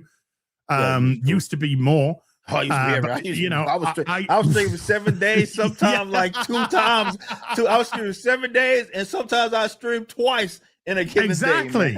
But I mean, even now today, I'll do Real BBC on a Tuesday. I'll do Rip The Silverback on a Wednesday.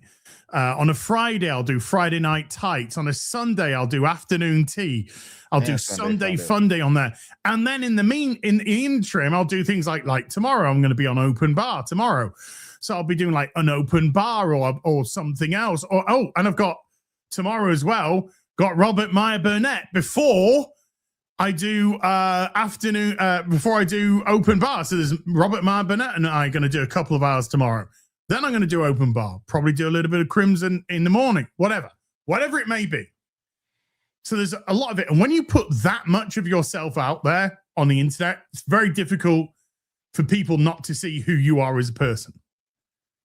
You can't maintain a mask all the time that you stream. So you have to give who you are, warts and all. Mm-hmm. So some people are going to be like, that's all right. I like that. I like the fact that he's does this. There's going to be other people who are like, no, thank you very much indeed. But that's the difficult part, because people are going to truly see who you are. Now, when you've got that audience, it's how to take that audience and grow with your videos, with your streams, etc., etc. But on social media, it's up and down like any, it's up and down like a fucking yo-yo. Like you brought up the YouTube, like that's a very specific thing. Like, so if you are doing something on any of the video platforms, the viewership is your currency. I mean, definitely if you're getting paid by ad revenue, right? So like some sort of riff share, and you're essentially getting paid by the viewership, and you're getting algorithmically rewarded based on that engagement. At least they tell you. That's what they tell you. I'm not so sure about that. I think there's other things that go into that. Either way, that's the idea, but that's a very specific occupation where that works. The unfortunate thing is that you have business owners thinking that, or not even owners, it's like people that are tasked with analyzing that data and then putting that towards their their board or whoever, and they're making decisions based on that data, right? They're unfortunately thinking that translates over. We've seen it time and time again.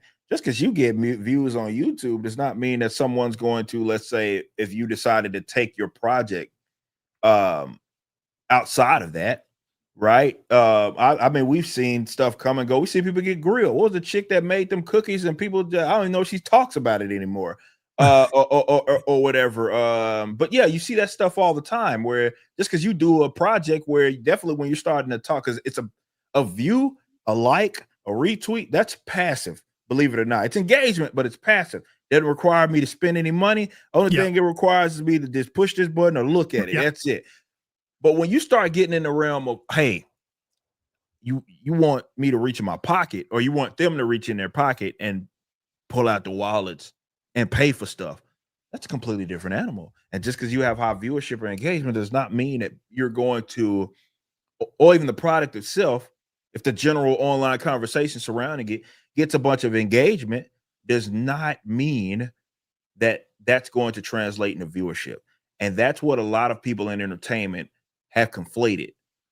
Because we've become so digital, they unfortunately don't understand that, well, that's a very specific type of audience, right? If they are watching your stuff or they're tuning, it's a very specific type of audience that is looking for a very specific thing. That does not mean that is going to translate into, because you did a launch video or something like that, or a trailer, and that thing got 1 million views. That does not mean that that's going to turn into 1 million viewers. It almost never does, to be fair. 48 thanks photo. Yeah. It doesn't mean that. So this is why I recommend that people don't go chasing that. But I can't. Good luck explaining that to a lot of people that look at those, that are nerds for those numbers. They're all about the social media engagement. Everything's based on the social media engagement. We've seen time and time again it doesn't translate. Not all the time. No. Sometimes, yeah, but most times, I mean, that's the exception to the rule.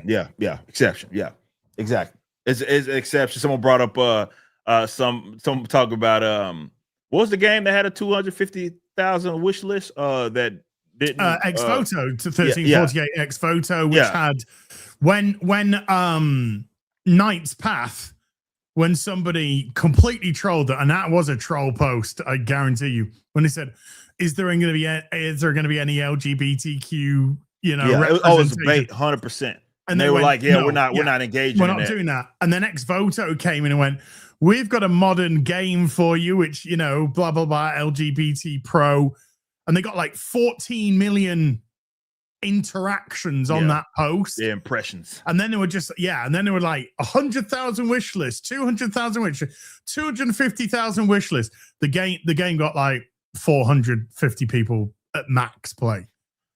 And now it's down to, I mean, I'm actually on Steam DB now. So I can go to 1348 ex voto. Currently 19 people in the game. More people watching this than Peak of 427 all time. 24-hour peak of 24. Currently 19 people in the game. Released on March 12th. So in less than 2 weeks, it's lost all of its audience. So again, what have we learned today? Don't be a cunt. Well, it's not a direct correlation, bros.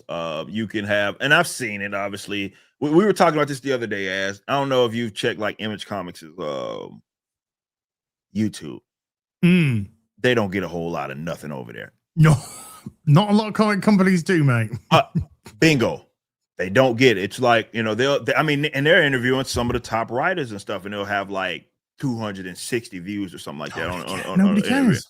Well, yeah, but it's like, again, you see that, and then you look at like they'll have a book that'll do extremely well. That doesn't mean that people are viewing, like, the views match it, and vice versa. You can get something that it has a bunch of views, like we've been talking about this entire thing, and then it doesn't get the buyership. So it's just take it with a grain of salt is what you should do. You get something with a lot of views, you should be like, okay, that's Temper great. your expectations. But you should just put that into perspective. Just say, okay, does that mean that these people are gonna actually buy my shit once I put it up for sale?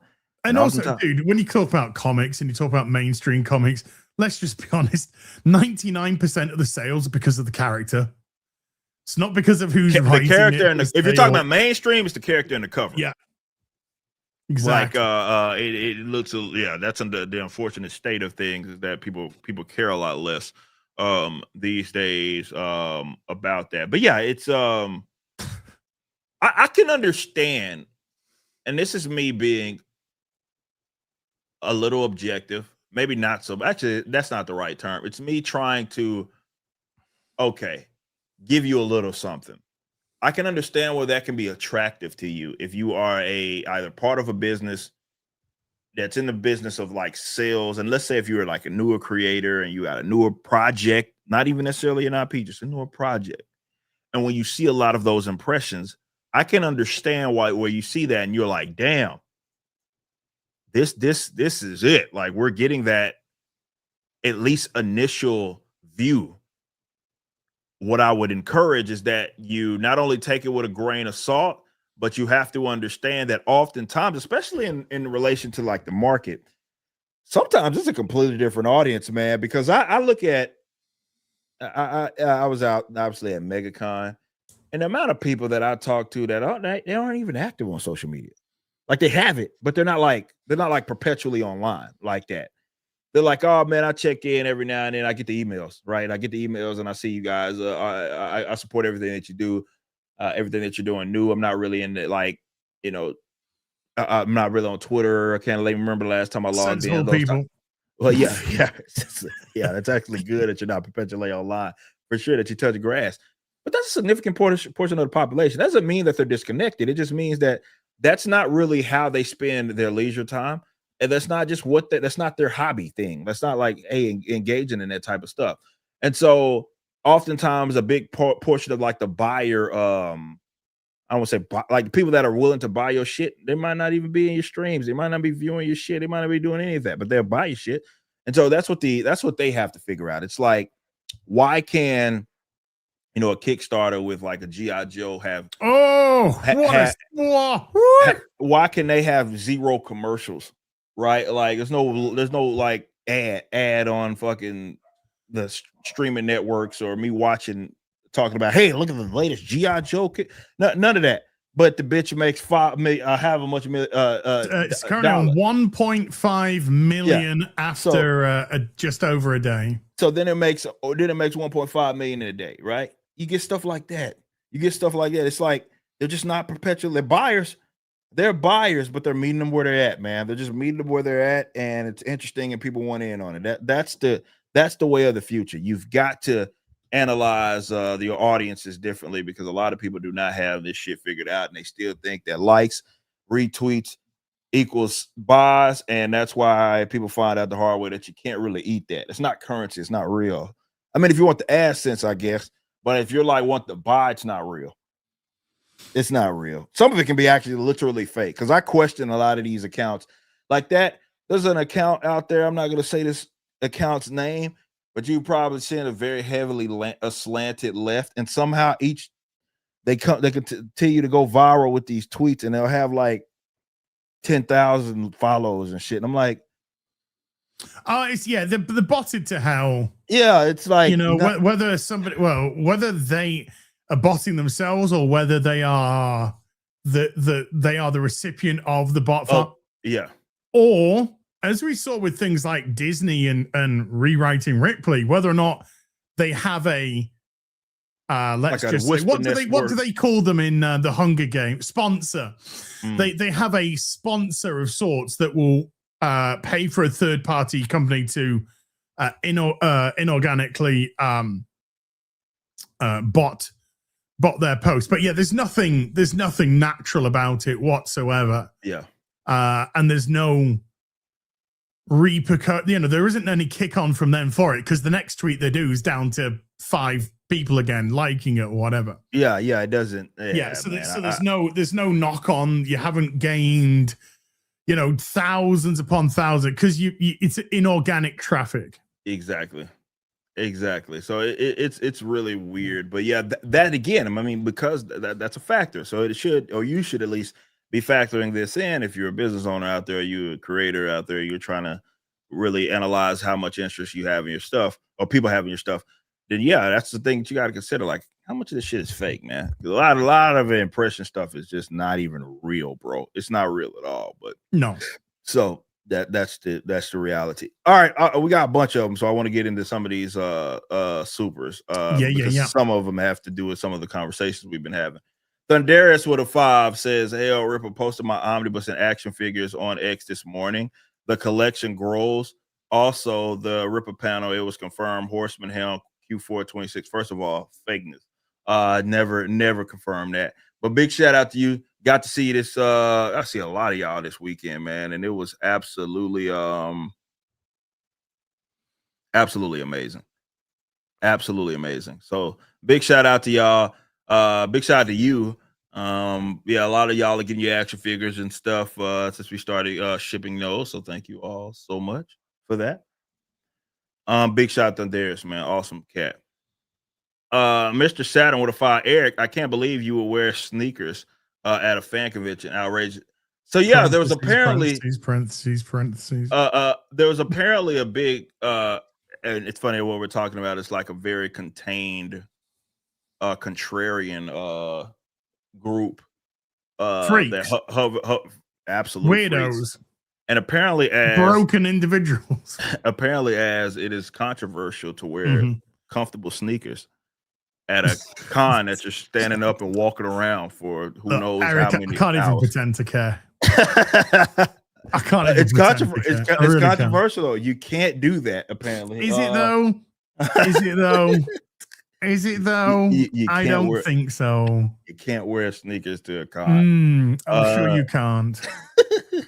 I'm sure you fucking can't. I know. Shout out Mr. Saturn. Shout out. We got Josh Kelsey as usual coming through, dropping 20 and not saying a damn thing. We got Pre-Dawn Corpses with a 6 months. Shout out to you. He's gay. He likes the company of men. He's a botanist. Making them studios with a 5. So any plans yet for a Ripperverse music label? I mean, if you do, I've got a new release out called Arrival that I think you will like on Spotify. Excuse me, says Mechanism Studio. No, I haven't considered Ripperverse records. Not quite. Not yet, but yeah. Well, I mean, technically we publish it because I mean, yeah, I guess we could do that, but yeah, I never really thought about like doing that legit. Maybe one day, but yeah, shout out to you. Appreciate that 5, and yeah, shout out to you and your new single as well. We got East Coast Toasty Boy with a 5. So I'm back from Norway. Wow. Zip can photo dump in the Discord if y'all want. It's a lot of photos. thought I'd ask before doing it. What you talking about? Photo dumping your trip from Norway in our Discord? I mean, I don't know if we have a channel for that. For photo dumping, I have no idea. Just follow the rules. I had to ask the mods there. I can. He said, I got you. I figured that was what you meant. Shout out East Coast Toasty Boy. Adonis Adams with a 10 said, how do you cultivate an audience willing to financially support the Ripperverse, and what sets you apart from online entertainers with large audiences who struggle to turn that into consistent sales? Fantastic question. So you got to understand, I got to take you way back. A lot of people don't know this, but I am one of the, at least in our circles, one of the YouTube OGs. Like, I have been here since I was 17 years old, believe it or not, when YouTube first kicked off. Okay. And YouTube, for example, was always a window into what I was doing at the time. It was never like I was chasing a trend. It was never that I was, hey, this is the end thing, and therefore I did it. Therefore, when the algorithm blessed me, I was just already doing what I wanted to do. Okay. And so over the years, I built this audience of people that rock with me for me, not for whatever. That's why I've never had, I've had my semi-viral videos or whatever, but I've never had like consistent million view videos. Like, it's never been who I have ever been, even when in my heyday. Mainly because it was like, hey, if I wanted to do this and I felt like doing this, regardless of whether it got views or not, that's what I was going to do. So I built an audience of people that rocked to me. But I think the most important thing, if not the most important thing, I guess it's one of, was that I had people of all walks of life that knew who I was and what I was doing. So I know a lot of people maybe found out about me they found out about me through like Ripperverse stuff. And so there's unfortunately people that think that was my first creative project, and it was not. I've been participating, let's say, in entertainment as a creator for the last, again, since I was a teenager. And even crowdfund, right? Like the only time that I did crowdfund was in 2015 when we crowdfunded the Backwards album. So I had been doing all this cool stuff and got this audience of people that knew me for 50 different things because I was just treating not just my YouTube, but really my entire online persona. You got people that knew me for the commentary, culture commentary stuff, maybe even political stuff. They had people that knew me for the music. And what type of music they know me for? They knew me from the hip hop shit. They knew me from the Dougie shit. They know me from like the metal stuff. They know me from Fire from the Gods versus Backwards. So I just built an audience of people that rocked with me, and I delivered on every single thing that I ever did. Every creative project was professional. Everything that I did was always I was going to give it a shot. I was never going to shortchange. Didn't mean it was going to be perfect. It didn't mean everything I produced was going to be liked by everybody, but you knew I was going to put my best foot forward, and I was going to try to polish it as best to my ability. And I cultivated an audience that really wanted and cared about what and I also sold them on a, like, aspiration is an important thing. What you aspire to. I know I'm on a soapbox here, but I love nerding out about the stuff. A lot of people that will buy into you initially when you introduce them to a project, you have to have ambition, and you got to show them, okay, where is this going? Why would I buy into this? Is this a one-off? Is it just something that you're doing and then you're going to kind of go do your thing? Or is this something that I can actually get invested in? And so with that first Ripperverse video as an example, it was me saying, hey, this is who we are. This is what we're attempting to do. I would love to have your business. And I laid it all out there where we're going to start and where we want to be. And so it made it very easy for people to come in with some sort of informed position.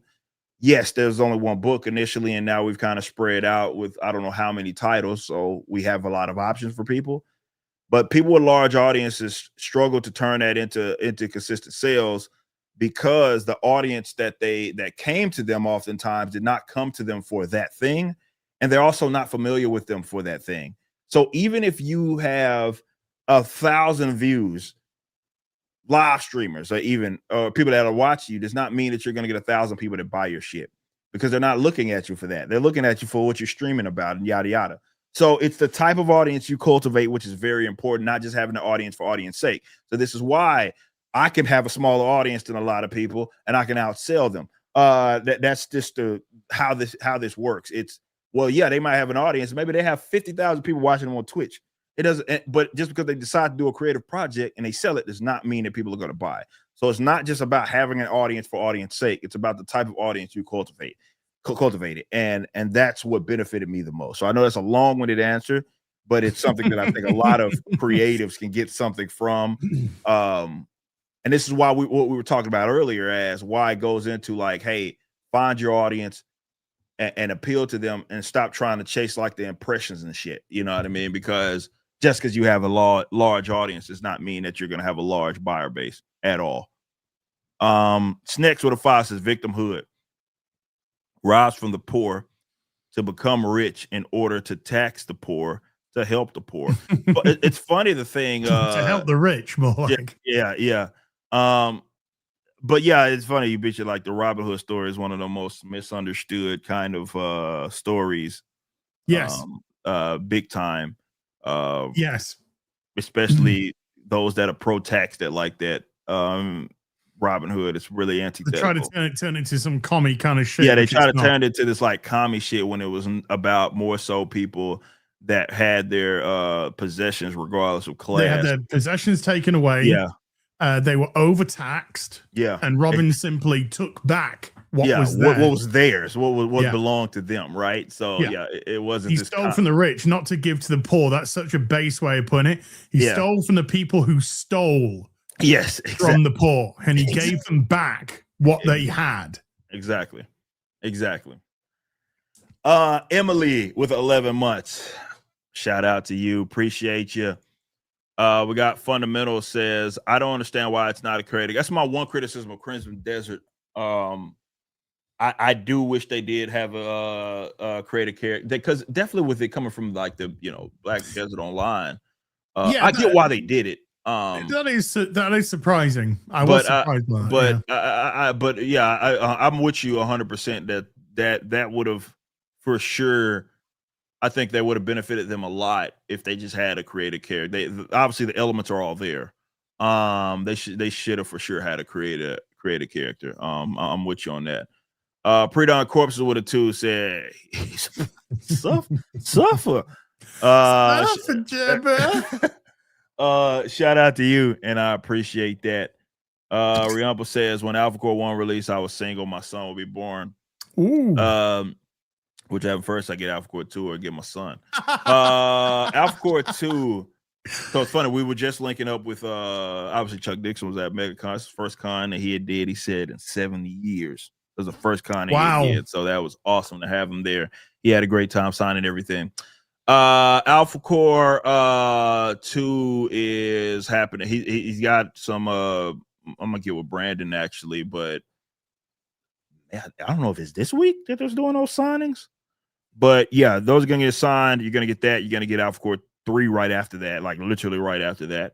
But before those, we're gonna ship.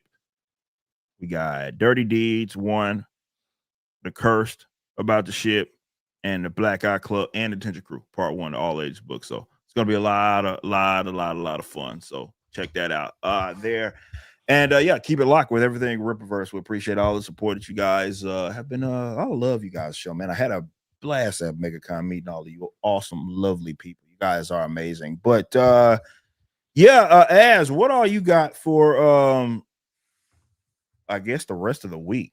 Yeah, tomorrow, myself and Robert Burnett going to be doing a stream 4 p.m.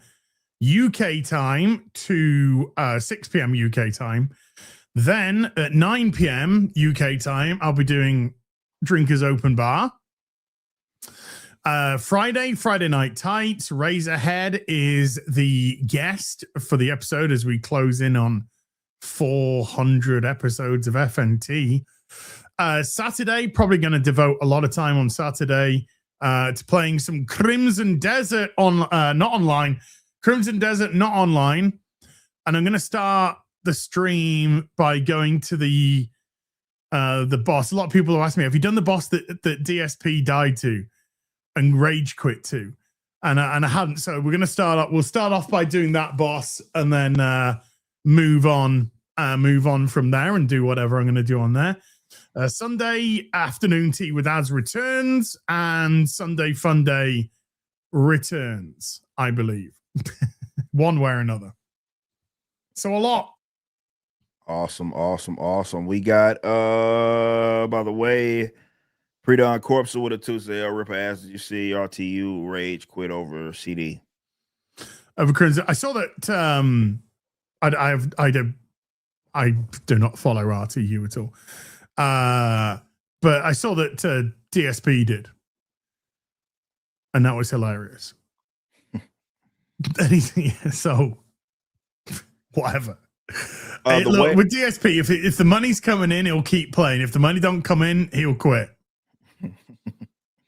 Got the word blur with the 10 said Daredevil was dead on arrival. Literally first episode, Kingpin's police started acting as ICE, going after innocent people hiding, and politics and media. They don't want you to escape and have fun. Thank God for anime. I saw one of the cast members say, "Oh, we're being so stunning and brave, and we're being so." Yeah, I think brave was a word to tackle these issues. Yeah, I did see that. I obviously I haven't seen anything, but I did see that, and I was like, these guys, they're gonna keep at it. I got to watch it for Friday Night Tights, but I'm gonna smash through it as quick as it will allow me to go through. Certainly not making a video on this shite. Well, as far as me, I am doing these morning streams because that's like the only time I can do it before Baby Ripper wakes up and everything. So I've been going real early. It's more closer to as is like noon time when I've been streaming randomly, but those have been going well. I may squeeze another one of those in at some point, but yeah, I got a lot of work, a lot of Ripper stuff on the way. So yeah, we appreciate everybody. Thank you all so much. But next week we will be on as a channel for episode 103 of Ripping the Silverback. So if you don't follow, make sure you do that. We'll be over there same time, 1:30 p.m. But yeah, that's all I got. Go grab all if you go to rippaverse.com/pre-orders, you get everything as part of our solicitation stuff. Cannot wait till the middle of the year. I have a massive announcement that's going to happen then by the middle of the year. And just wait. But also we're going to be coming out with books like crazy. Those are official release dates. So yep, be on the lookout for that. All right, guys. We will see you next week. Thank you all so much. Until next time, y'all be easy and yeah, peace out.